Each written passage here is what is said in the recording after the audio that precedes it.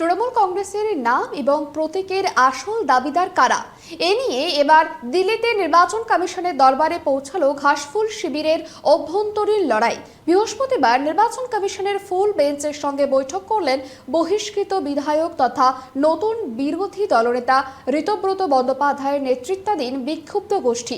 তবে এই বৈঠকের অনতি বিলম্ব পরেই পাল্টা সাংবাদিক বৈঠক করে তীব্র আক্রমণ শানালো মমতাপন্থী সৌগত রায় ও সাগরিকা ঘোষরা। তৃণমূল কংগ্রেসের নাম এবং প্রতীকের আসল দাবিদার কারা এ নিয়ে এবার দিল্লিতে নির্বাচন কমিশনের দরবারে পৌঁছালো ঘাসফুল শিবিরের অভ্যন্তরীণ লড়াই। নিজেদের আসল তৃণমূল বলে দাবি করে মমতা বন্দ্যোপাধ্যায়ের হাত থেকে দলের নিয়ন্ত্রণ দখলে মরিয়া ঋতব্রত বন্দ্যোপাধ্যায়রা। ইতিমধ্যেই কলকাতার সিইও অফিসে গিয়ে ঋতব্রত শিবিরের 5 বিধায়ক তথা আসল তৃণমূলের গঠন করা জাতীয় কর্ম সমিতির সদস্যরা তাদের তথাকথিত বিশেষ অধিবেশনের নথি জমা দিয়ে এসেছেন। বৃহস্পতিবার মুখ্য নির্বাচন কমিশনার জ্ঞানেশ কুমারের নেতৃত্বাধীন জাতীয় নির্বাচন কমিশনের 3 সদস্যের ফুল বেঞ্চের সঙ্গে দেখা করেন ঋতব্রতদের 10 সদস্যের এক প্রতিনিধি দল। এদের মধ্যে ছিলেন 9 জন বিধায়ক ও একজন প্রাক্তন মন্ত্রী। কমিশনের ফুল বেঞ্চের সঙ্গে বৈঠক শেষে ঋতব্রতর দাবি আমলারা দলকে হাইজ্যাক করেছিল, তাই আসল তৃণমূল নাকি তারাই। এখানে আমরা যারা আছি কেউ ব্যক্তি নই, আমাদের লড়াইটাই ইন্ডিভিজুয়াল কাল্টের বিরুদ্ধে। তৃণমূল স্তরের একটা পার্টি যেভাবে একজন চার্টার্ড ব্যুরোক্র্যাটের দ্বারা হাইজ্যাক হয়ে গেছিল, যে পার্টি হচ্ছে একটা পারিবারিক সম্পত্তিতে পরিণত হয়েছিল, একটা প্রাইভেট লিমিটেড কোম্পানিতে পরিণত হয়েছিল, আমরা যারা এখানে মিলিত হয়েছি তারা সবাই সেই ইন্ডিভিজুয়াল কাল্টের বিরুদ্ধে লড়াই করছি, কালেকটিভের লড়াই। আমরা এখানে কেউ আমি নই, আমরা এখানে সবাই আমরা। ঋতব্রতদের এই বৈঠকের পরেই ক্ষোভে ফেটে পড়েন মমতাপন্থী শিবির।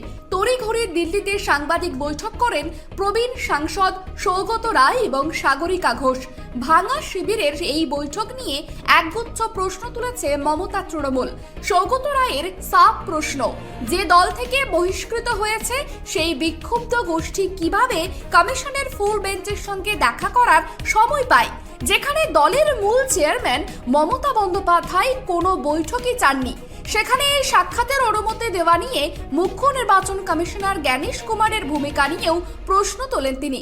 তার দাবি, দলের প্রতিনিধি কে হবেন তা দলই ঠিক করবে, এতে কমিশনের কোনো ভূমিকা থাকতে পারে না।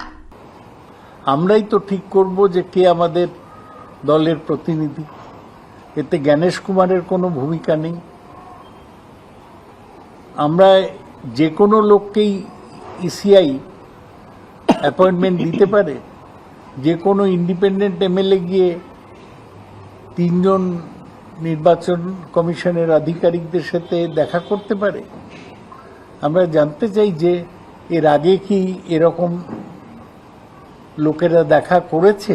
প্রশ্ন উঠছে, যদি ঋতব্রত রায় আসল তৃণমূল হন এবং দলের প্রতীক বা তহবিল নিয়ে কোনো দ্বন্দ্ব নাই থাকে, তাহলে তড়িঘড়ি কমিশনের সঙ্গে সাক্ষাতের প্রয়োজনটা কেন পড়ল? তবে জানা গিয়েছে দুই পক্ষের এই টানাটানির মাঝে পুরো বিষয়টি খতিয়ে দেখার আশ্বাস দিয়েছে নির্বাচন কমিশন। এখন দেখার এই প্রতীক ও নাম দখলের লড়াইয়ে শেষ হাসি কে হাসে। Bureau report, KTV Bangla.